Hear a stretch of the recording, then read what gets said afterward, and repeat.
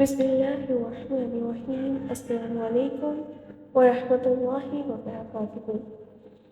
آپ صلی اللہ علیہ وسلم کی جو نبوت ہے، آپ صلی اللہ علیہ وسلم کی نبی ہونے کی صفات پہلی تمام کتابوں میں بھی موجود تھی۔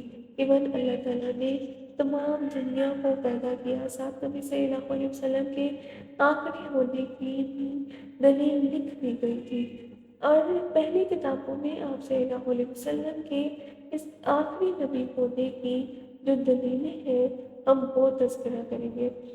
حضرت عمر فاروق نے ابو مالک صعلبہ بن حلال سے پوچھا، جو اخبار یہود میں سے تھا، کہ مجھے تورات میں مذکور نبی صلی اللہ علیہ وسلم کی صفات بتا۔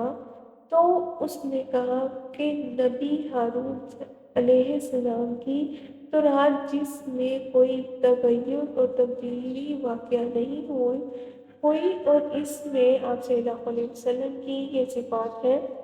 یہ تورات کی جو تورات میں لکھی ہوئی آپ صلی اللہ علیہ وسلم کی صفات ہیں، یہ وہ ہے: آپ کا نام احمد ہوگا، جو اسماعیل بن ابراہیم کی اولاد میں سے اللہ تعالیٰ کی طرف سے آخری نبی ہوں گے۔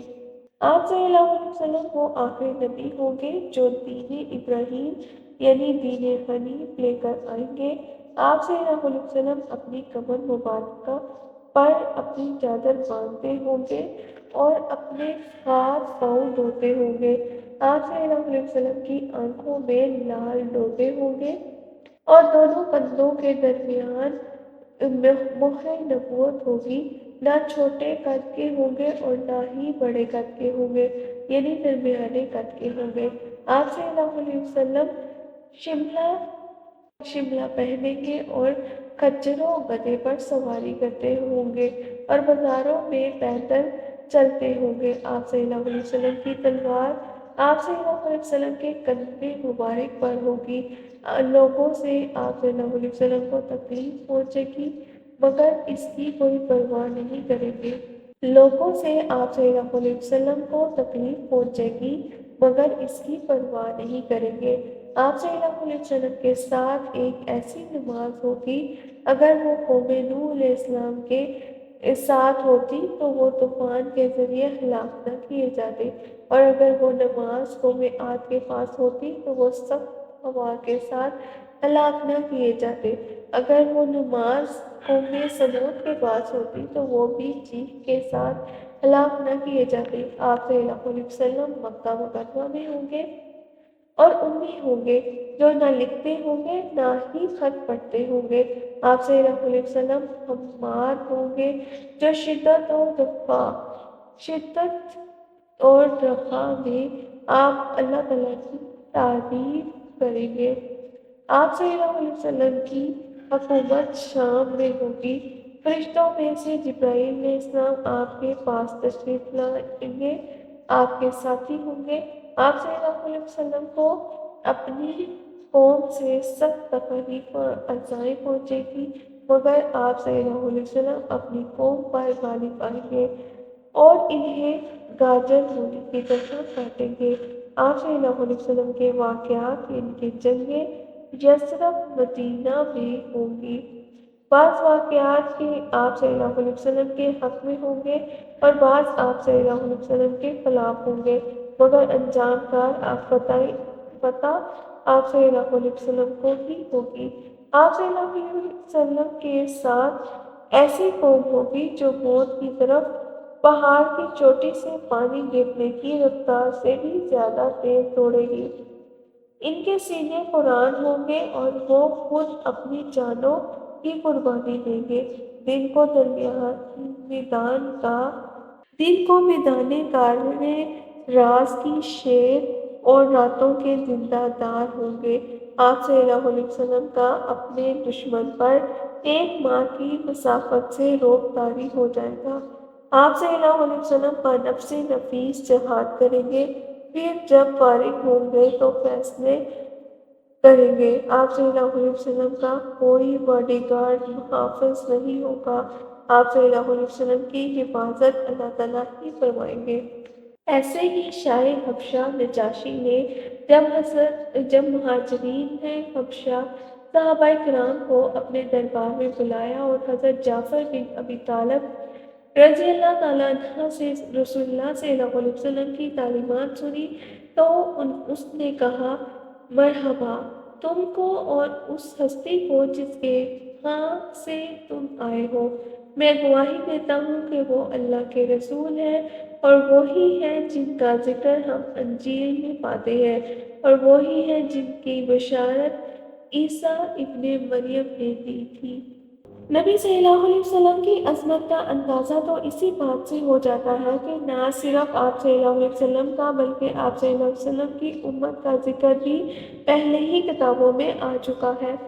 حضرت ابو درداء رضی اللہ تعالیٰ عنہ سے مروی ہے کہ میں نے رسول اللہ صلی اللہ علیہ وسلم کو یہ فرماتے ہوئے سنا کہ بے شک اللہ عز و جل حضرت عیسیٰ علیہ السلام کو فرماتے ہیں، اے عیسیٰ، یقیناً میں تیرے پاس ایک ایسی امت بھیجنے والا ہوں، اگر انہیں وہ چیز ملے جسے وہ پسند کرتے ہوں تو وہ حمد و شکر کریں گے، اگر انہیں وہ چیز پہنچے جس کو وہ ناپسند کرتے ہوں، یعنی کوئی تکلیف یا مصیبت، تو وہ اللہ تعالیٰ سے ثواب طلب کرتے ہوئے صبر کریں گے، نہ علم نہ پھر۔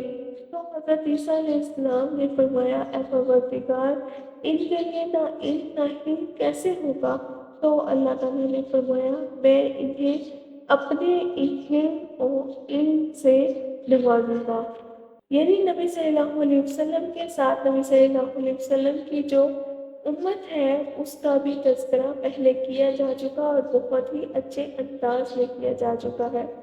ایک اور حدیث میں حضرت فلتان بن عاصم رضی اللہ تعالیٰ عنہ سے مروی ہے کہ نبی کریم صلی اللہ علیہ وسلم کی نگاہیں ایک مجلس میں ایک شخص پر جم گئی۔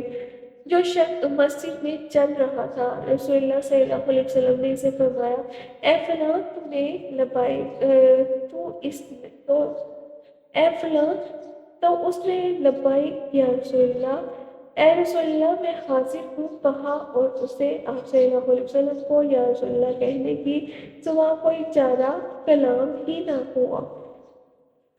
نہ ملا۔ آپ صلی اللہ علیہ وسلم نے فرمایا، کیا تو اس بات کی شہادت دیتا ہے کہ میں اللہ کا رسول ہوں؟ تو اس شخص نے کہا، نہیں۔ آپ صلی اللہ علیہ وسلم نے فرمایا، کیا تو رات پڑھتا ہے؟ اس نے کہا، ہاں۔ آپ صلی اللہ علیہ وسلم نے پوچھا، کیا تو انجیل پڑھتا ہے؟ اس نے کہا، ہاں۔ پھر آپ صلی اللہ علیہ وسلم نے کہا، اس سے پوچھا، کیا تو قرآن پاک کی تلاوت بھی کرتا ہے؟ اس نے کہا، اگر میں چاہتا تو اس قرآن پاک کی تلاوت بھی کر لیتا۔ پھر آپ صلی اللہ علیہ وسلم نے اسے قسم کھلائی اور پوچھا کہ کیا تو مجھے یعنی میرا ذکر تورات و انجیل میں پاتا ہے؟ تو اس نے کہا، ہم آپ صلی اللہ علیہ وسلم کی اور آپ صلی اللہ علیہ وسلم کے شہر مکہ کی مثال پاتے ہیں اور آپ صلی اللہ علیہ وسلم کی حیت کی مثال پاتے ہیں، بس ہمیں امید تھی کہ وہ نبی ہم میں سے ہوں گے۔ جب آپ صلی اللہ علیہ وسلم مبعوث ہوئے تو ہمیں خدشہ ہوا کہ وہ نبی جس کی صفات تورات و انجیل میں مذکور ہے ہم پاتے ہیں آپ صلی اللہ علیہ وسلم ہی ہے۔ پھر جب ہم نے غور کیا تو دیکھا کہ وہ آپ نہیں تھے۔ تب آپ صلی اللہ علیہ وسلم نے فرمایا، کیوں تم ایسا کیوں کہہ رہے ہو کہ میں کیوں نبی نہیں ہوں؟ اس شخص نے کہا، اس لیے کہ اس نبی کی امت میں سے 70,000 لوگ تو ایسے ہوں گے جن کا کوئی حساب کتاب نہیں ہوگا، یعنی بغیر حساب جنت میں داخل ہوں گے، جبکہ آپ کے ساتھ تو صرف چند لوگ ہی ہیں۔ تو آپ صلی اللہ علیہ وسلم نے فرمایا، مجھے اس ذات کی قسم جس کے ہاتھ میں میری جان ہے، میں ہی وہ نبی ہوں جن کا ذکر تورات اور انجیل میں پاتے ہو، اور یقیناً میری امت میں سے 70,000 اور 70,000 اور 70,000 وہ 70,000 سے کئی مرتبہ زیادہ ہوں گے جو بغیر حساب کتاب جنت میں جائیں گے۔ بائبل، تورات اور انجیل میں آپ صلی اللہ علیہ وسلم کی آمد کا ذکر بہت بار ہو چکا ہے۔ اللہ تعالیٰ نے پہلے ہی بہت زیادہ خوشخبریاں دے دی تھی آپ صلی اللہ علیہ وسلم کے آنے کی۔